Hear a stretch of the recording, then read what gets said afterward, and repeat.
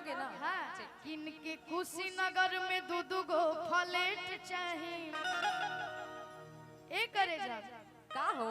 तू जितना कहबू हम उतना खर्चा करब। ठीक बा।